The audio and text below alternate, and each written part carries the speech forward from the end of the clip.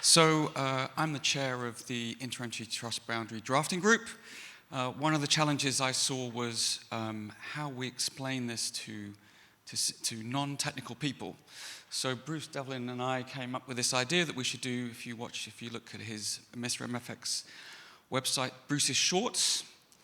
And so he wrote a script. We got a bunch of people in the canteen at Arkiva in Hampshire, and we made this Bruce's Short. Let's roll it. Hope you like it. This has never been shown anywhere else. World premiere.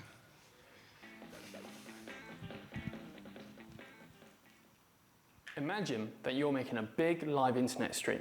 It might be a sports broadcast, it might be the entire TV output of the BBC. At the service provider, there are many of these firehose internet protocols or IP streams coming from many providers, and we need a little cooperation at that point to ensure that it all works, and that if one provider reconfigures their stream, then it doesn't impact anyone else. The Inter-Entity Trust Boundary describes the functions of an imaginary service gatekeeper who keeps things running smoothly. Small, yet powerful. Let's give it a more friendly name. Meet Tibby, our trust boundary. To show how Tibby works, let's imagine we have some packets from our content providers. Yellow Travel Channel, Green Thumb Gardening Channel, and Whitewash Political News. All these packets are trying to get to consumers. We also have Blue Broadcasting Corp and Sayonara Streaming, who receive the streams of content from our providers. In the simple case, our IP packets have a yellow source IP address, and the network is told to get all the packets of blue hats to the blue destination IP address. In practice, the blue and cyan receivers will be serviced to manage the streams and keep the services going 24/7. We now need to manage IP addresses more carefully. The hats show the destination IP address, everything works just fine.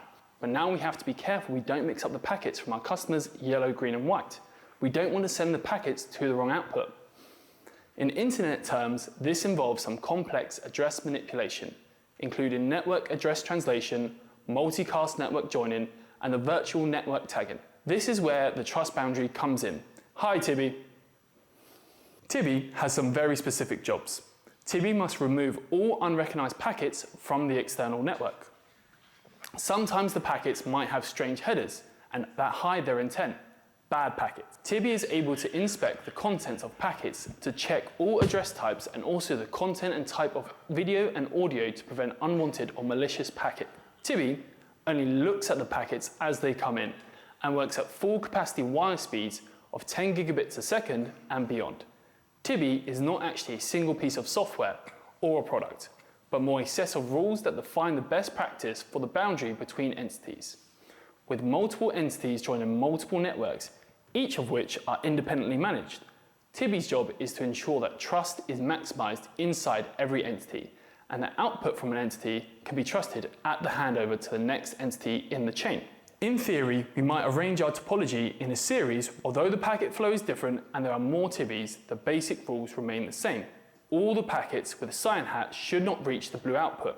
Having two Tibbys between pink and blue means that cyan should never send its own packets to blue, but if one manages to sneak through, then the second Tibby should catch it.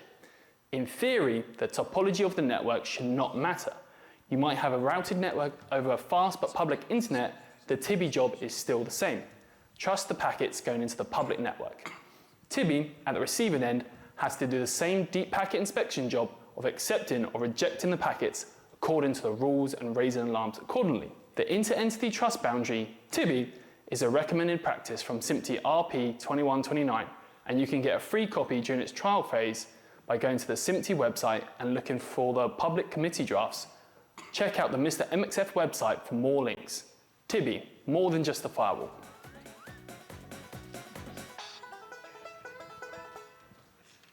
So there you go. I hope that was interesting, and I'll leave it over.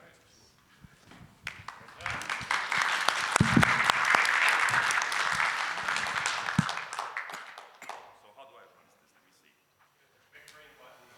Okay. So the intent of this presentation is not to talk about all the details of the RP itself, but to frame it in terms of why we need it, okay? And what are problems that it's targeted to try to solve. So we thought we will start with a little story. Excuse me. So a real life environment where two organizations or two entities were trying to share content. So a lot of work was done prior to it in terms of addressing, trying to figure out the specified amount of bandwidth, number of flows that they wanted to test. And essentially what these entities had was the layer 2 connection provided by an external service provider. And initially when they started the connection, they saw flows coming in, everything was great, everything was good. So as they proceeded with the test and right before go live, they said, let's start sending more flows, right? So the problem that they started to see was that they started to see video breakups and losses. And in some cases, complete loss of video, right? So when entity B started seeing this kind of problems, they started looking around and saying, hey, who actually is the cause of the issue? Is this the service provider that's creating the issue? Is this the partner in entity A, or is this on our side? But in essence, from the entity B's perspective, they were the only ones that were actually seeing the physical problems in terms of the losses in the content. And A was basically saying, nope, everything, I've been sending you everything's great, everything's fine, it must be your side. So what it boils down to in terms of this scenario is that when they looked at it, using very limited testing, they tried to troubleshoot the situation. They did PCAPs, they did packet counters in the switches themselves. They were looking at the video to look at the content. They were looking at TR101, 290 metrics, but they really couldn't figure out what the problem was until they did a kind of a post-mortem. In essence, what they found was that they actually saw multicast misconfigurations within the network, and that the entity A was actually accidentally sending them more content than they were expecting. They were overloading the shared link between the two entities. And what happened was that this created bigger problems because of the misconfigurations. They started seeing multicast spikes through their internal network, and entity B started seeing losses of videos within their internal network itself. So not only were they seeing losses in the actual video sources that they were supposed to share, but they were seeing other streams or other videos within their internal facility started being affected. Excuse me. So to frame it within RP 2129, right? So the goal here is that, or the lesson learned from such situations is that you can only really trust your own network, right? So never trust anyone else. So this is where we established our concept of trusted zones, where you have an untrusted zone, which you apply a trust boundary or a gatekeeper between these trust zones into your own internal trusted environment. And this is regardless of whether it's a service provider providing service to broadcasters or production houses, or whether it's actually a corporation that has different business units sharing a kind of like a wide area network. So when we look at trust boundary in the larger framework of the transition from SDI to IP, all right, so with baseband, because it's such a lockdown environment, it's inherently static. It gives us some of the uniqueness that comes with a static environment. It's highly secure, right? Because really the only way to affect this is to go into the system physically and start making changes into the network itself. It's very predictable because we're only carrying videos, a single video on a coax, for example. And it's also relatively easy to troubleshoot. It's not trivial to troubleshoot, of course, but it's easier because of the innate traceability. When we move to IP, we have a much larger set of tools. Everything is more dynamic. It gives us a highly scalable environment. It gives us great flexibility. It's easy to expand. We are looking at speeds that keeps on growing from 10, 25, 100, 200, 400, 800 to 1.6 terabits. So what we are going after with trust boundaries is a key concept is how can we actually constrain our use of IP to trade some of this flexibility that we have with this technology to secure our networks, right? So what we want to achieve is to actually provide autonomy, to provide security in the system, and to gain greater visibility. And with RP 2129, we can actually do some of this, right? Because the goal here is to take that innate flexibility of IP,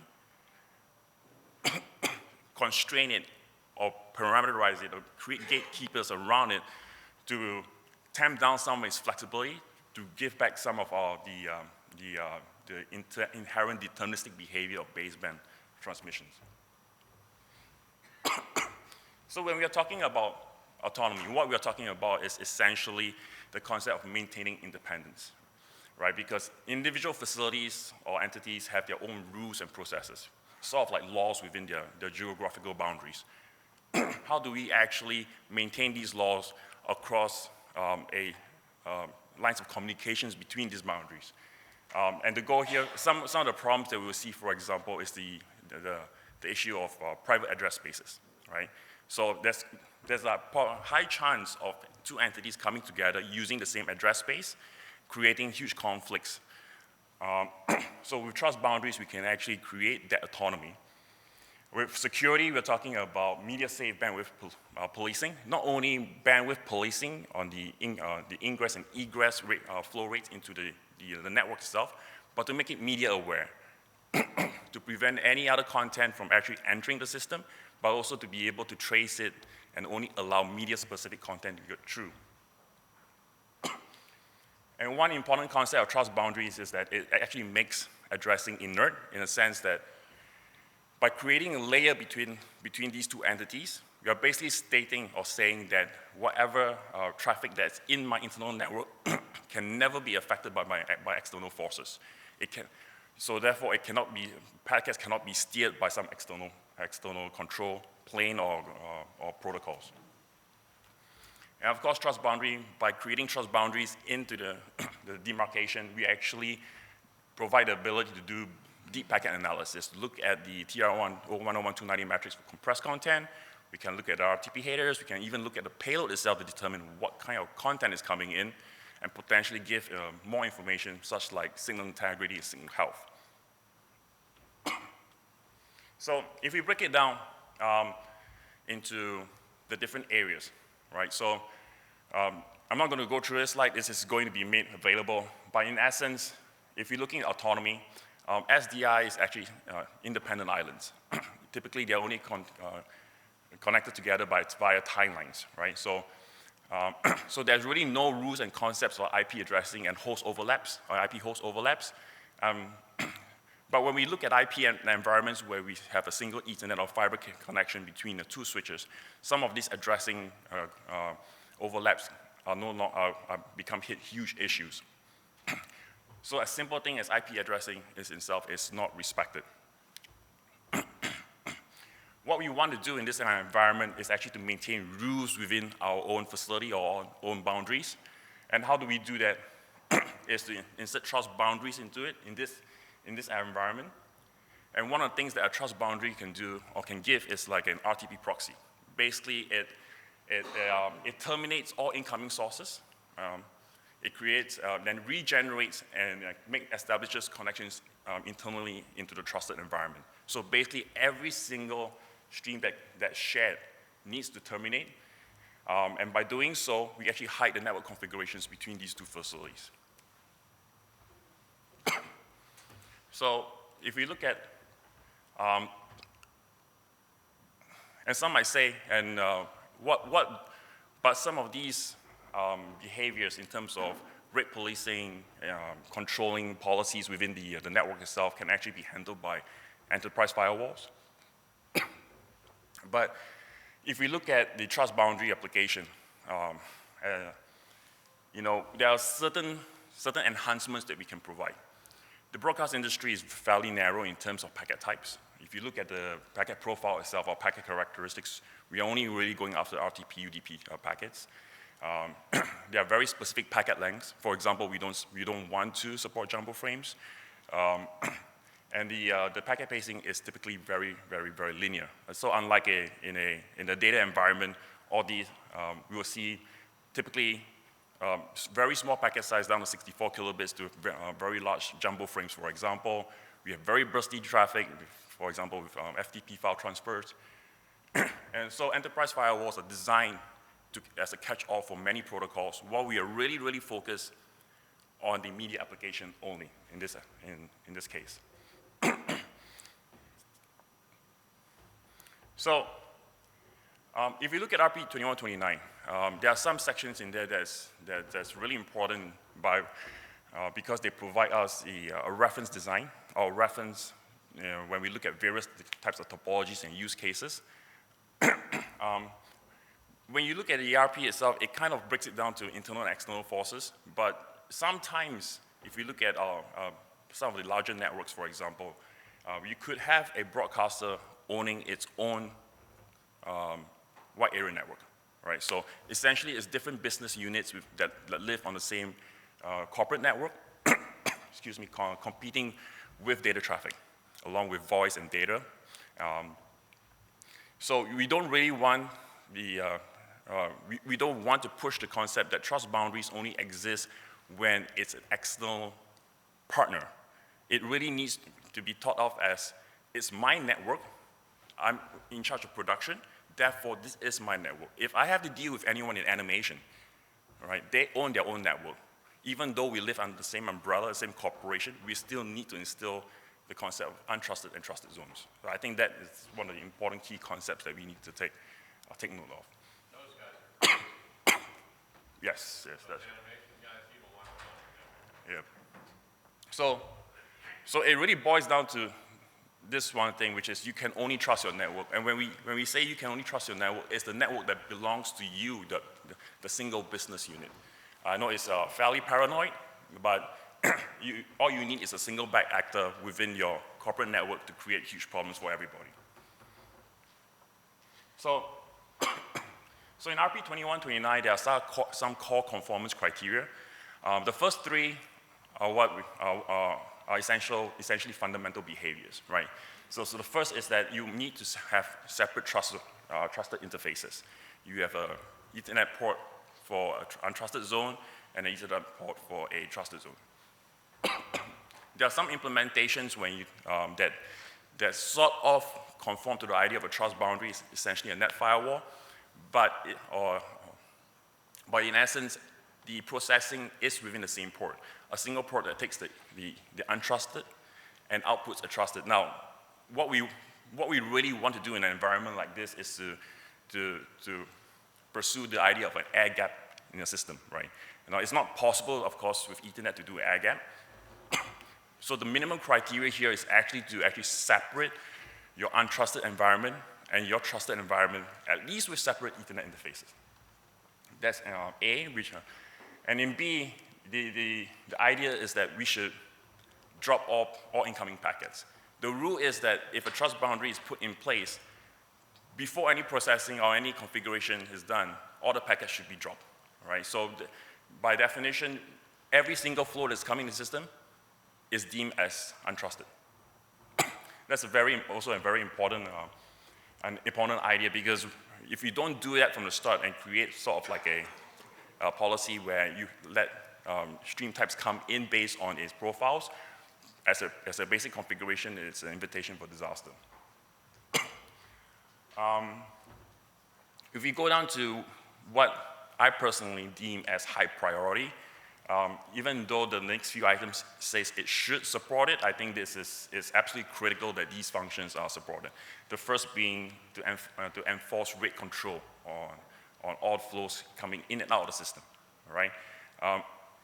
It's very easy to apply misconfigurations, and sometimes the misconfigurations isn't really the fault of the operators itself. Someone could, for example, switch a HD feed to a 3G feed, and an encoder could be set up automatically to transmit a 3G at a much higher encoded bit rate, creating issues for the rest of the services that's running in the network itself. RP 2129 also talks about several contributing factors. That is not a must-have kind of environment or requirement, but we believe that monitoring is absolutely critical. RP 2129 talks about capturing IP statistics, for example, packet loss, packet delay variation, but we do need to go a little further. We need to delve into the system itself or into the flow so that we can actually look at it and provide preemptive or corrective action. So things like TR-101-290, the actual video audio analysis itself, these are all important things that we need to take note of when we look at monitoring. Rate limiting is not a must implement, but again, I need to emphasize that it really is critical in many cases. One unique function of the broadcast industry is, of course, we have standards that define protection switching. And as we progress and build networks out between entities, some of these networks are by definition lossy. So we do need to implement forward error correction, for example, 2022-1 and 5, or even RP 2022-7 for hitless switching. One of the items that's actually caught up, but I think deserves greater attention, is ARQ. The issue being that as we see trust boundaries starting to be used, but protocols like RIS, SRT, ZXI already exist that helps us stream content over the public internet. And by definition, public internet is the most untrusted zone possible, right? So, so not only do we have to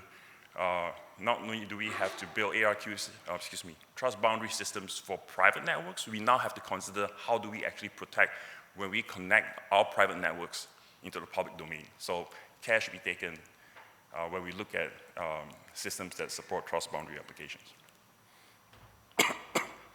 So we go back to the failure scenario.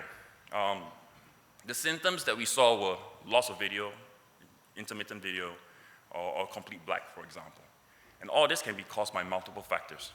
It could be caused by bandwidth congestion, host IP overlaps, outflows, packet losses, even misconfigured for error correction, right? So something as simple as misconfigured FEC, where a device is actually receiving both for error correction from another flow and its own video content, can cause severe disruptions. But trust boundaries can actually help with this kind of scenarios. In some cases, it can prevent it. In other cases, it can correct for it. But at minimum, it can at least let us know that something is happening to it. In this case, for example, report that a fault has occurred in the system. When we look at the original scenario that one of our customers had, it actually boiled down to a very simple thing, right? It was basically oversubscription of the wide area network across the circuit over the wide area network, which eventually propagated into problems within the trusted zone itself. And this, in essence, can be corrected. This can be corrected by using trust boundaries on the entity side. Okay, so how do we prevent problems from propagating into our trusted environment? Is by simply putting a trust boundary at the point where entity B actually receives content, right? So we can at least block all unknown flows in this case. By definition, what that does, that it doesn't solve the problem for the streams that are being exchanged, but it stops the problems from propagating into the network, causing issues for all the other departments or business units. And if we had just implemented the fundamental behavior for for the conformance of RP 2129, this problem would not have existed at all, right? But we can go one step further, right? How do we actually create an environment where the exchange of content is actually smooth? And maybe there might be commercial obligations too between the two partners to share content. So it's on entity A to ensure that they're sending the correct streams and correct flows at the correct bit rates. In this case, if they had installed trust boundary with per flow rate policing, this problem again would have never existed, right? So when we look at an ecosystem where we are sharing content between multiple entities, it's not only on the receiving entity to protect their own network, but it's also on the contributing entity to also ensure that they're sending the correct content. So this is just an application of, wait, this didn't come out right, of trust boundary, but it's not really that important. So two more slides. The idea of pen testing, or penetration testing. It's called out in the RP, and there are EBU RPs that actually talk about it. But one of the concepts that we need to talk about is, because the media industry is hyper-focused on a few very specific types of content, some of the existing protocol or guides or protocols may not work very well in pen testing media-specific equipment. So one thing as a catch-all, for example, is the concept of trying to take control over a system, right? So for example, in the RP, it talks about pen testing trusted and untrusted interfaces. But because by definition, all connections and all packets are dropped and not allowed to pass, there's actually no way to easily penetrate those interfaces. So perhaps the concept here is not to take control, but to severely disrupt, right? So maybe it's a denial of service attack or flooding, but I think that we need to provide some guidance in terms of how functions or applications like trust boundary can be tested to make it secure for our application. So I just wanted to summarize really quickly. So the broadcast media over IP is younger than IT, right? Broadcast itself is more mature, obviously. One of the things that we've seen is that, you know, there's definitely been intrusions, but much less so than big data. And really, it's security by obscurity. This problem is going to change, right? As we connect more and more to the open internet and to cloud services, we are now starting to share more content with various partners. It's going to be a huge problem for us to overcome, right? So I think we all need to understand how to protect networks, and we need more guidance. Standards are great. We need RP 2129. It is a great starting point. I think we need more. We need, for example, more clarity on how to test, for example, trust boundaries, to provide more conformance criteria, perhaps even to create different levels of protection. But ultimately, it has the correct mindset, which is key in protecting media networks, which is never trust external networks, only trust your own network. But essentially, with trust boundaries, what we're trying to do right now is actually to combine the best of both worlds. Take the flexibility of IP, constrain it, so that we get the deterministic behavior that we have had with baseband media. And that's the end of it. Okay, great. Very good work. Thank you. I think, yeah. Go ahead. I think the notion of trust boundaries and zero trust and all of that are going to be getting a lot of attention as, I think it's fair to say, as we mature and, you know, as you say, as we get more experience and frankly face more threats too. So thanks for the work on this. Addy? Hi. I have some questions and remarks. First of all, great presentation. And Addy doesn't just say that, by the way. You may have gathered that. Go ahead. So, just some comments and questions I need to understand. Within the risk activity group, I have to say that we actually work on that, and we just recently adhered to many of the things that you presented. Rate control, access list, those access list was like in the risk main profile from day one. And it basically, our intention was to block unwanted traffic. Right now we are doing the risk control, and we are now also adding throttling or limiting rate and unwanted traffic in. Now, I do want to ask you some questions. Isn't that the session border controllers, this is the function what they fulfill basically. They inspect the traffic coming in, and they can set the policies accordingly. They can look at up to level 7, layer 7 in the packet. Isn't that the function? So basically one of the main recommendations is thou shalt use a session border controller in your system design. This is question number 1. So yes. Right. In short, that's the spirit of it.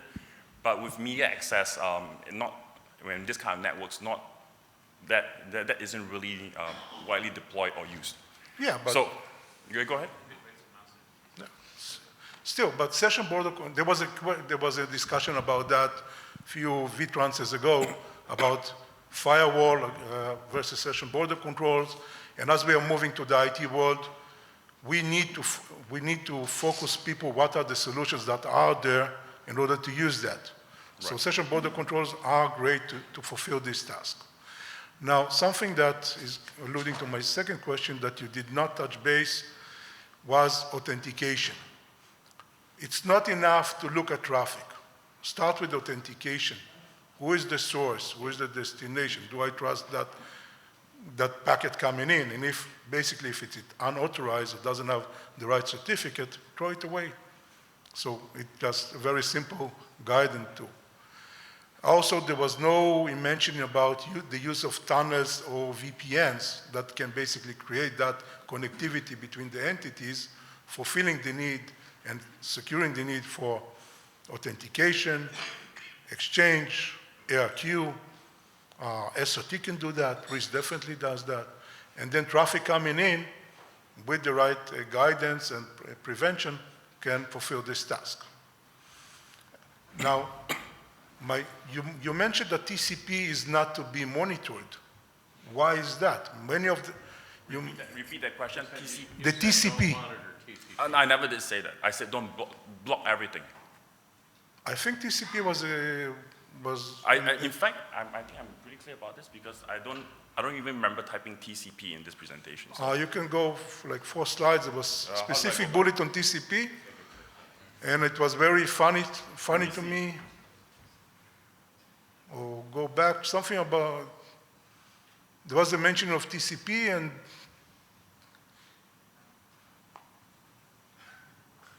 something about UDP. I do remember TCP somewhere. Go forward. D, item D, should operate UDP only. Was that it? Is that the one? No, I do recall TCP for some reason. It was very strange to me. Or maybe you just mentioned that verbally that TCP is not, and TCP is a part of the industry.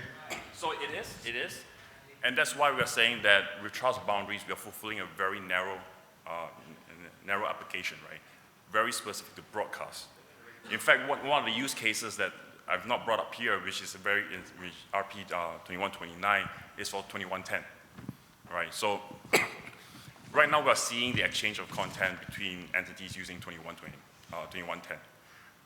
So as we go through this environment, you look at it, everything is really hyper-focused on media only, right? So I'm not saying don't monitor TCP. I don't even remember saying TCP, honestly speaking.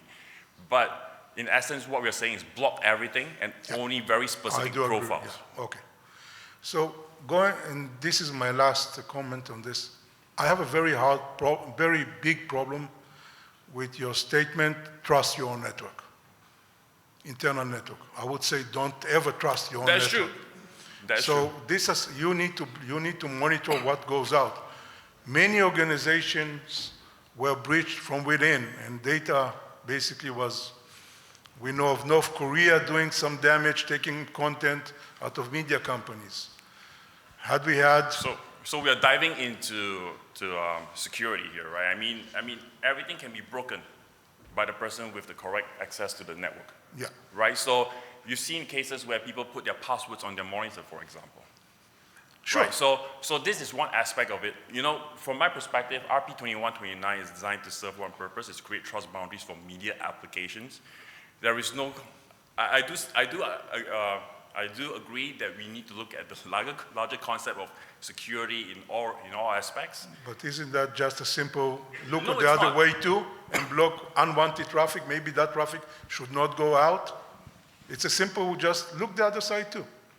Yes. Because if we only look at one side, somebody can creep in, take our content, or push content that we don't want, create a DDoS or whatever, send streams out, overload the network, and that will break your Right. desire. So just look the other way.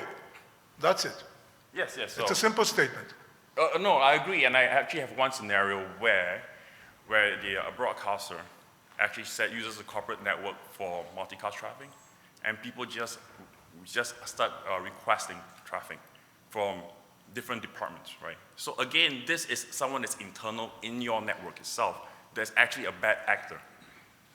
Well, this is one example. Another example can be that you have a poor design of your multicast, and you will flood your multicast all over, including your one port or your connection to the other entity. Well, yes. And you, by mistake, and if you have that Phoebe, it will block that undesired traffic. It's a very simple use case, Yes. which is too common from my experience. Yeah. Okay. Okay. I think this is a rich topic, and Eddie, I appreciate your comments, and thank you for, I saw him. Thank you for interacting on this, and you know, it's something that we probably need to continue to talk about as an industry. We are low on time, but not out, and I saw Andy was actually in the queue in front of you, if you don't mind. He just went to get a drink of water, I think. I'm sorry. Andy, go ahead, but if we can, we'd like to move to the next. Yeah, just two very brief comments. First of all, there's quite a lot of synergy with this, with the data plane element of TR09, so just draw people's attention to that, because that's all about the media edge and going into kind of DMZ territory. I tried to get some more synergy recognized when this was in progress, but I don't think we ever quite coalesced on that. But the other thing to say, the important complementary thing to this is the control plane that goes alongside this. Yeah, absolutely. In many ways, this data plane is a relatively easy part. You've outlined the principles well there, but the control plane, the security of the control plane is actually the harder piece, and we need to make sure there's a good industry understanding on that as well. Thank you. Yeah, so see the relevant AMWA documents and TR09 work on that. Yes. Addy, it's still open for public comments for about another month. I'm looking forward to seeing what you post. Great. Thank you very much. Thanks. Great presentation.